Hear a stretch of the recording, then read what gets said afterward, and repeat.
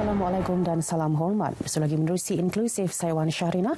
Malam ini kita membawakan seorang lagi pemimpin yang saya kira menarik juga kerana pemimpin wanita yang mungkin boleh juga memberikan kita perkara-perkara yang berkaitan dengan posisi wanita dan juga menyentuh berkenaan dengan portfolio beliau sendiri. Saya ucapkan selamat datang Yang Berhormat Datuk Seri Dr. Nurani Ahmad, Menteri Pengajian Tinggi. Terima kasih Datuk Seri kerana bersama-sama kami. Sama-sama. Ya, baik Datuk Seri, sebelum kita pergi kepada apa yang membuatkan saya rasa teruja nak bercakap dengan Datuk Seri, kita baju pun lebih kurang sama, warna-warna damai malam ni. Okey, mungkin pertama sekali nak menyebut tentang ekosistem pendidikan tinggi di negara kita, dan saya ingin memetik laporan penarafan QS World Ranking November tahun lepas yang menyebut bahawa 27 daripada universiti kita dari UA dan IPTS merupakan dalam kalangan 400 universiti terbaik Asia dan 20 daripadanya dalam kalangan 1000 universiti terbaik dunia. Jadi adakah ekosistem pendidikan tinggi di negara kita ini menggunakan handbook yang betul sekarang ini, berada di track yang baik dan boleh membawa kita pergi jauh lagi? InsyaAllah. Saya melihat sebab kita ada plan pendidikan tinggi yang telah dilancarkan sehingga 2025 dan saya nak terangkan sikitlah di Kementerian Pengajian Tinggi ini. Di Kementerian Pengajian Tinggi ini kita ada Jabatan Pendidikan Tinggi dan juga Jabatan Pendidikan Politeknik dan College Community. Jadinya in short kita ada JPT dan juga JPPKK. Dan selain daripada itu, di bawah JPT pula kita mempunyai 20 universiti awam. 20 universiti awam, kita ada 435 universiti swasta. Universiti, college university itu kategori bawah IPTS lah. Sementara itu di JPPKK pula kita mempunyai 36 politeknik dan kita mempunyai 104 college community. Bermaksud dia mempunyai tujahan masing-masing. Contoh universiti awam. Contoh, saya bagi contoh yang paling mudah, UMK, Universiti Malaysia Kelantan. Tujahan dia adalah dari segi keusahawanan. Dan kita mempunyai 5 research universities seperti USM, UM, UKM, UPM dan yang sebagainya lah. Masing-masing ada kategori dia masing-masing. Dan Alhamdulillah masing-masing memainkan, setiap universiti, setiap college community, setiap politeknik memainkan peranan masing-masing mengikut tujahan dan specialty IPT itu sendiri. Alhamdulillah. Dan saya membuat engagement secara berkala bersama-sama dengan universiti awam, terutamanya Naib Chancellor. Kita berkomunikasi, kita membuat kalimat urus dan kita mendapat feedback dan cadangan-cadangan daripada Naib Chancellor di Universiti Awam. Sebab kita ada satu majlis yang kita namakan satu jawatankuasa pendidikan tinggi yang saya pengerusikan, yang terdiri daripada Naib Chancellor, daripada industri dan daripada politek dan college community. Dan dalam jawatankuasa itu kita membincangkan secara terperinci apa cadangan mereka untuk penambahbaikan dan sebagainya. Yang kita buat ini adalah demi kebaikan universiti awam, universiti swasta, college community dan politeknik itu sendiri. Dan untuk pengetahuan juga, di IPTS juga kita ada satu badan yang kita namakan Pemuda IPTS.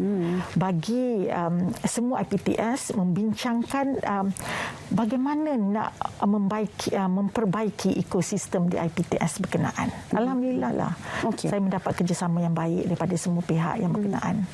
Sedikit soalan poket daripada jumlah yang Datuk Seri sebutkan tadi. Dengan jumlah sebegitu untuk bilangan UA kita, bilangan IPTS, adakah ia satu persekitaran yang sihat untuk pendidikan tinggi negara sebenarnya? 20 universiti awam setakat ini saya tengok dianya memadai. Kita fokuskan pada universiti awam sebab universiti swasta sekarang ni dia tertakluk kepada satu akta syarikat. Permohonan saja yang diluluskan oleh KPT. Walau bagaimanapun dia beroperasi sebagai satu syarikat untuk profit oriented dan sebagainya. Tapi kita letakkan moratorium supaya tidak ada kenaikan dari segi tuition fee yang dikenakan kepada pelajar-pelajar yang belajar di IPTS. Sehingga satu masa yang ditetapkan kemudian. Sekarang ni orang susah kan. Betul. Orang tengah menghadapi pandemik COVID-19, lepas tu dengan banjir dan sebagainya. Tapi 20 universiti awam tu kita melihat masing-masing bila mereka berjumpa, mereka membincangkan apa keperluan yang perlu dilaksanakan oleh staf universiti awam dan saya rasa setakat ini setiap negeri pun ada universiti, kecuali di Lembah Kelang ada beberapa universiti, tapi setiap negeri memang ada setiap negeri ada mempunyai universiti masing-masing dan alhamdulillah lah, saya kira setakat ini memadai mengenai college community. Walaupun dulu kabinet telah meluluskan bahawa setiap kita target setiap college community itu satu parlimen, satu college community. Walau bagaimanapun keputusan itu dikaji semula berdasarkan kepada keperluan. Kalau sekiranya di suatu tempat itu tidak mempunyai giat mara sebagai contoh yang mungkin agak redundant dengan college community, maka college community tak akan dibina di tempat berkenaan. Tapi akhirnya dia bergantung kepada keadaan dan kedudukan keuangan negara. Okey, baik. Kita baru pada orang kata bulan pertama tahun 2022 melihat sedikit kepada 2021. Adakah Datuk Seri dan KPT berpuas hati dengan apa yang dicapai menerusi tahun lepas? 2021 ni begitu mencabar sebab kita ada PKP, kita ada SOP yang telah ditetapkan. Lepas tu bila kemasukan pelajar kita terpaksa buat secara hybrid, memandangkan bahawa kita tertakluk pada SOP lagi. Boleh masuk ke universiti, ada 6 kategori yang diutamakan masuk ke universiti, tapi bila masuk ke dalam kelas tu dia kena tertakluk pada 50% SOP. Sebab tu kita membuat keputusan setelah melakukan libat urus bersama dengan Persatuan Pelajar, dengan MPPK-nya, dengan Naib Chancellor-nya, Persatuan Naib Chancellor-nya, kita membuat keputusan untuk membenarkan pelajar itu kembali ke kampus menggunakan konsep hybrid. Bermaksud kalau sekiranya mereka tidak mahu kembali ke kampus dahulu, mereka boleh melaksanakan PDP itu daripada rumah masing-masing, daripada tempat masing-masing. Itu pun sekiranya mempunyai line internet yang cukup dan sebagainya. Dan kita tahun lepas kita fokus di KPT, kita fokus kepada 6 fokus yang seperti yang pertamanya untuk menyiapkan suasana ataupun environment yang membolehkan pendigitalan, pembelajaran pendigitalan itu dilaksanakan. Dan bila kita buat kajian, kita memerlukan 4.4 bilion untuk the whole konsep. Tapi itu baru andaian dan juga pengiraan awal yang kemudian perlu kita bentangkan kepada pihak kerajaan. Di samping itu juga, kita juga tahun lepas, kita juga ada lancarkan mengenai satu plan tindakan kebolehpasaran. Sebab kebolehpasaran ini adalah sesuatu yang saya kira sangat penting. Semasa saya mula-mula menjadi Menteri Pengajian Tinggi, waktu ketika itu perbincangan dia adalah untuk melahirkan graduan daripada universiti dan juga IPTS dan juga college community dan sebagainya. Tapi saya berbincang bersama dengan pegawai-pegawai dan kami bersetuju di KPT untuk to extend, untuk meluaskan skop di KPT dengan berusaha untuk mencari peluang pekerjaan untuk pelajar juga. Sebab tu kita ada KPT PACE, kita ada KPT CAP. KPT CAP tu ada peruntukan yang diberikan oleh pihak kerajaan 150 juta.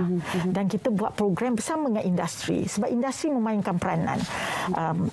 Industri dia akan train pelajar tersebut dan kemudian dia akan menawarkan pekerjaan selama sekurang-kurangnya setahun.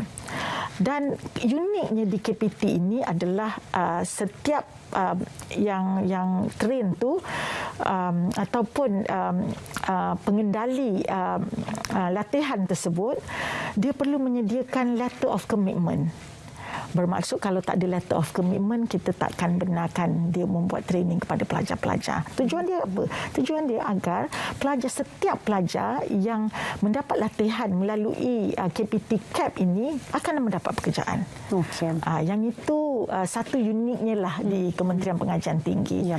Dan alhamdulillah tadi pun saya bertanya mengenai status pelaksanaan dia memang dah 100%, kita dah setkan, dan tapi walau bagaimanapun ada lagi program yang masih lagi berjalan. Itu antara lain yang saya boleh kongsikan bersama. Ya. Dan pelan keusahawanan pun kita ada juga lancarkan tahun lepas juga. Saya kira ia memang satu usaha yang telah pun dijalankan secara berterusan sejak sekian lama untuk KPT. Mungkin dalam usaha yang sama juga menyesuaikan dengan kehendak semasa. Tapi kalau kita mengharapkan sesuatu yang fresh, yang mungkin berbeza sedikit untuk tahun ini, apa yang KPT ada? Saya fokuskan kepada 7 strategi utama yang mungkin boleh difokuskan oleh KPT di bawah sejahtera IPT. Okay. Satu, for sure, mesti mempunyai suasana kampus yang selamat. Okay. Dan saya tekankan mengenai saya minta supaya setiap IPT supaya menilai semula dan menambah baik kemudahan-kemudahan kepada pelajar-pelajar OKU. Itu contoh. Tapi yang saya nak kongsikan di sini adalah mengenai satu program di bawah KPT Prihatin. Kan kalau kita pergi ke luar bandar, ada setengahnya yang tak pernah masuk ke universiti. Walaupun mungkin dia qualified untuk masuk ke universiti disebabkan kekangan kewangan, mengenai akses kepada pendidikan tinggi itu mungkin dia kurang maklum mengenai perkara tersebut. Jadinya saya telah mencadangkan satu program yang dinamakan Sulung. Sulung tu adalah satu program di mana universiti akan menempatkan first in the family to go to the university. Dan dia bukan hanya menerima kemasukan saja tahu. Dia akan jadi mentor, dia akan jadi guide, dia akan menjadi guardian lah. Dan akhirnya akan pastikan bahawa pelajar yang masuk di bawah program ini berjaya dan menjadi tunjuk ajar dan dorongan kepada adik-adik dia yang lain. Yang itu kita akan buat secara pilot project dan alhamdulillah setakat ini ada 7 universiti yang bersetuju untuk memberikan kerjasama untuk melaksanakan program sulung ini. Sulung ini. Ya. Sasarannya apa, Datuk Seri? Satu keluarga sekurang-kurangnya satu graduan di luar bandar, betul? Ya. Okay. Dan target dia adalah B40. Itu sebab kita sasarkan sebab education ini sangat penting. Sebab masa hadapan mungkin di masa hadapan sekadar mendapat sarjana muda saja tidak mencukupi. Sebabnya kita dah dunia menjadi very competitive. Tapi ada juga, saya sendiri bila turun padang pun kita berjumpa dengan masyarakat. Ada satu kes saya nak kongsikan. Dia mendapat semua A. Dia mendapat semua A, memang top student SPM. Okay. Tapi dia dapat 9A. Memang bagus sangat budaknya, tapi dia saya tanya dia apa cita-cita. Dia cakap dia nak masuk UPSI sebab dia nak jadi cikgu. Lepas tu kemudian saya pergi lagi sekali. Bila saya pergi lagi sekali, okey dah dapat UPSI dah. Nak pergi ke tak? Tak nak lah Datuk, sebab saya rasa saya nak sambung je lah Form 6.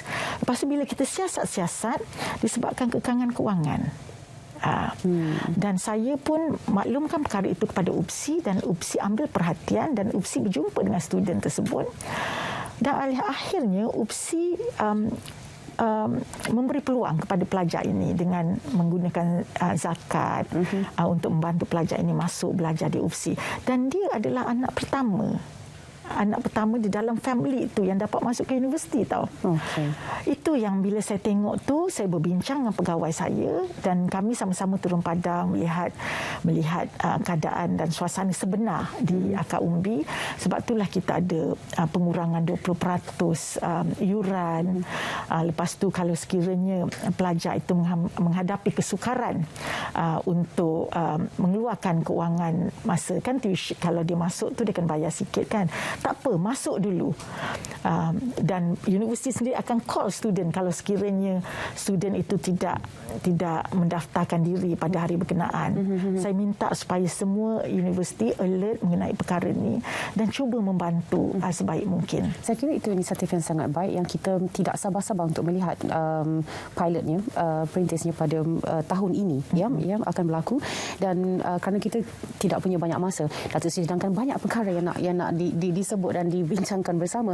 Tapi saya perlu bertanya tentang ini, tentang posisi wanita di universiti kita, di IPT kita, bukan sekadar sebagai pelajar tapi mungkin juga sebagai tenaga kerja. Dan selepas itu mereka ini masihkah ada sebagai graduan-graduan yang hebat ataupun selepas itu hilang begitu saja? Itu satu soalan menarik sebab saya pernah berkongsi maklumat mengenai berapa kadar wanita di dalam institusi pengajian tinggi, dan ahli akademik wanita ada 55%. Dan apabila kita meletakkan calon-calon contoh calon naib chancellor, calon timbalan naib chancellor dan sebagainya, saya telah meminta AKAP. AKAP ni Akademi Kepimpinan Pengajian Tinggi, untuk menilai dan masukkan wanita sebagai salah satu daripada calon. Dan untuk makluman juga, setiap universiti, hampir semua universiti mempunyai wanita dalam kepimpinan tertinggi dia. Maksudnya kalau dia bukan VC, dia adalah TNC.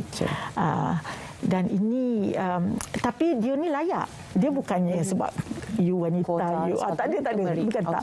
Sebab dia based on merit dan dia memang layak. Dia melepasi interview-interview yang diadakan. Sebab kalau nak memilih calon naib chancellor, kita ada jawatankuasa dan panel khas yang independen, yang memang dia akan dia akan interview berdasarkan kepada visi misi individu berkenaan sebelum dia mencadangkan kepada saya siapa yang terbaik. Baik.